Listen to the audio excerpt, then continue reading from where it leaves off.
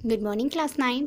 आज हम chapter number 15 सौ टचनु सोनू उसका पेज नंबर 77 समझने जा रहे हैं। ठीक है, तो हमने लास्ट वीडियो में देखा था कि सुधा मूर्ति कुतम्मा से बात करती है, तो उस टाइम पे कुतम्मा अपने पास्ट की बात बताती है, बचपन की बात बताती है कि कैसे उनका बचपन बीता, कैसे उन्होंने शादी करके अपने बेटे को पाला पोसा, वो सारी बातें। ठीक है, तो उस टाइम पे ये जो मेन क्वेश्चन है वो मैंने बता दिया था, फिर से रिपीट कर रही हूँ कि कुटुंबाए कुटुंब नियोजन शा माटे अपनाव्યું। तो कुटुंबाना मते एम हतुं कि जो बहु वस्तार भेड़ो करिए, बहु मतलब ज़्यादा बच्चे, वस्तार मतलब बच्चे। ठीक है, तो बहु वस्तार भेड़ो करिए तो एक में भलीवार न आवे कि अगर एक से ज़्यादा बच्चे होते हैं तो हम एक की भी परवरिश अच्छे से नहीं कर पाएंगे, उसको पढ़ा लिखा नहीं पाएंगे। ठीक है, तो इसी की वजह से उन्होंने कुटुंब नियोजन अपनाया था। वो अपने बेटे को पढ़ा लिखा कर अच्छा एक इंसान बनाना चाहती थी। बानी बात इतनी साची थी कि हाँ वो तो बहुत अच्छी बात है। तो सुधा मूर्ति को लगा कि हाँ ये तो बहुत सच्ची बात है। मैंने मारा वरे मेहनत करवा मांडी। ठीक है, अब आगे कुतम्मा क्या कहती है कि अपने बेटे को पढ़ाने लिखाने के लिए, वो तो बेचारे गरीब थे इसलिए उन्होंने हस्बैंड वाइफ ने क्या करा, मेहनत करवा मांडी। पण देवनु करूँ, पर भगवान को भी ये मंजूर नहीं था। तो भगवान का करा ए आ अय्यप्पा 5 वर्षनो थयो। ठीक है, तो यहाँ पे भी एक क्वेश्चन आएगा, शॉर्ट क्वेश्चन। तो अय्यप्पा કેટલા વર્ષનો થયો? 5 વર્ષનો। ત્યાં એમને એરું આભળ્યું। એરું આભળવો मतलब सांप का काटना। ठीक है, एरू मतलब सांप होता है, आभड़ियो मतलब काटा। ठीक है, तो अय्यप्पा કેટલા વર્ષનો હતો ત્યારે અય્યપ્પાના પિતાને સાપ કરડ્યો હતો? 5 વર્ષનો। सांप एवो झेरी हतो कि पानी मांगवाय न रह्या। मतलब इतना जहर चढ़ गया था, इतना जहरीला था सांप कि तुरंत ही वो मर गए, पानी मांगवा पर न रहा, मतलब तुरंत ही उनकी मौत हो गई। तो मैं एमने वचन दी दूँ। तो उस टाइम पे कुटुंबा ने अपने पति को क्या वचन दिया? यहाँ पे दूसरा एक क्वेश्चन आएगा। तो कहते तम तमारे चिंता करशो माँ। ठीक है, कि आप चिंता मत करो, एक भाव में 2 भाव नहीं करो।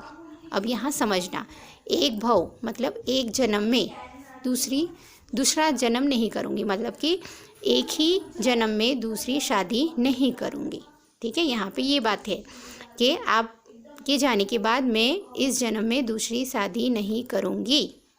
फिर उसके बाद क्या कहा? गगा ने भणाविश। गगो मतलब कौन? अय्यप्पा। तो जो बच्चा होता है उसके लिए गांव की भाषा में गगा ऐसा यूज़ करते। तो गगा ने भणाविश के हूँ अय्यप्पा ने भणाविश, पगभर थाय एवो तैयार करीश, कि अपने लायक अपने पैरों पे खड़ा हो उस तरीके से मैं उसको तैयार करूँगी। अने बारने गड़े डूमो बाज्यो, मतलब दुख के आह से उनका गला बंद हो गया, मतलब आवाज़ थोड़ी दब गई। ओके, तो यहाँ गड़े डूमो बाजू એટલે કે थोड़ा दुख भराना दिल में। तो यहाँ क्वेश्चन क्या आएगा? बाना गड़े डूमो केम बाज्यो? કે બા પોતાના ભૂતકાળની વાતોને યાદ કરતા હતા અને કહ્યું કે અય્યપ્પાના પિતાનું આ રીતે મોત થયું, પણ એ સમયે મેં એમને વચન દીધું કે એક ભાવમાં 2 ભાવ ન કરું, અને આ રીતે ભૂતકાળ याद करता करता बाना गड़े डूमो बाज्यो। ठीक है, यहाँ पे दूसरा क्वेश्चन आएगा। ये शॉर्ट क्वेश्चन बता दिया 5 वर्षનો। ओके, अब आता है नेक्स्ट पैराग्राफ।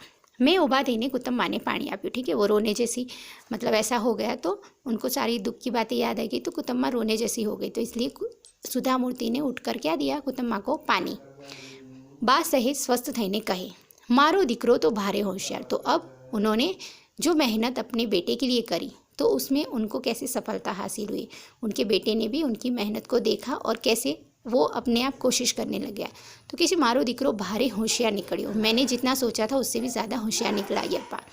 अब क्या होता है? 12 वर्षनो थयो। अब यहाँ पे सारे क्वेश्चन आएंगे, लॉन्ग भी और शॉर्ट भी, ध्यान रखना। 12 वर्षनो थयो ने मुंबई उपड़्यो। ठीक है, तो अय्यप्पा कितने साल का हुआ? 12 साल का। त्यारे क्या गयो? मुंबई। ये भी एक क्वेश्चन आएगा। 12 वर्षनो थयो त्यारे मुंबई उपड़्यो। मने जता जता कहे, माँ तू चिंता न करीश, हूँ चौक्कस भणीश। ठीक है, तो आजकल के बच्चों को तो माँ बाप को बोलना पड़ता है कि बेटा पढ़ने बैठो, अपने माँ बाप की कोई परवाह नहीं होती। पर अय्यप्पा उस टाइम का बच्चा था, उसने देखा था अपने माँ बाप की गरीबी, उनकी मेहनत, कि मेरे माँ बाप ने कितना कष्ट झेला है मेरे लिए, इसलिए उन्होंने अपनी पढ़ाई पे फिर सिर्फ फोकस किया। तो उन्होंने कहा कि माँ तू चिंता न करीश, हूँ चौक्कस भणीश, आप चिंता मत करो। त्या एने होटल में कपरकाबी विछड़वानी नौकरी मળી गई। ठीक है, अपने 12 साल की उम्र में ही उन्होंने अपना घर छोड़ा। क्यों? आगे की पढ़ाई के लिए और अपने माँ को कुछ कर दिखाने के लिए।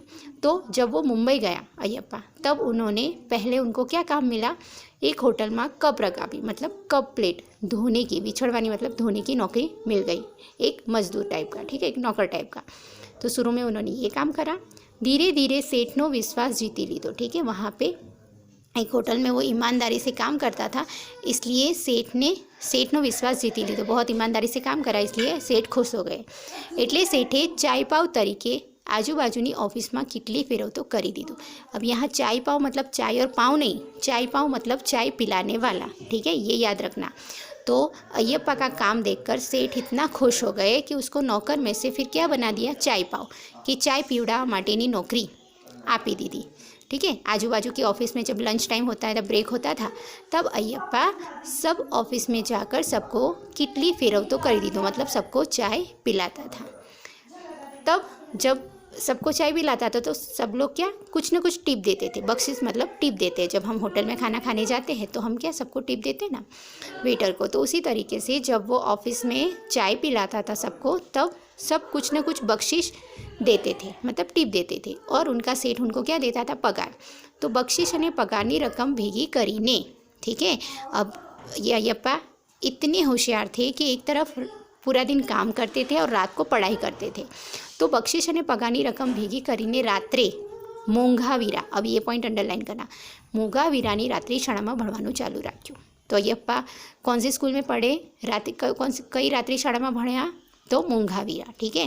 कैसे पढ़े, तो बख्शिश और पगारनी रकम भेगी करीने, ओके। और सेठ का भरोसा जीतकर सेठ ने उनको क्या बना दिया, तो चाय पाव तरीके आजू बाजूनी ऑफिस में किटली फेरवतो करी दीधो। यहाँ पे दूसरा क्वेश्चन, कितला वर्षनी उम्रे अय्यप्पा मुंबई गया, तो 12 वर्षनी, ओके। तो इस तरीके से इसी पैराग्राफ में और इसी पेज में बहुत सारे क्वेश्चन आगे निकलेंगे। तो आज हमने 2-3 पैराग्राफ समझे और इसी में बहुत सारे क्वेश्चन है, ध्यान रखना, ओके। नेक्स्ट वीडियो में हम आगे के पैराग्राफ समझेंगे। Thank you.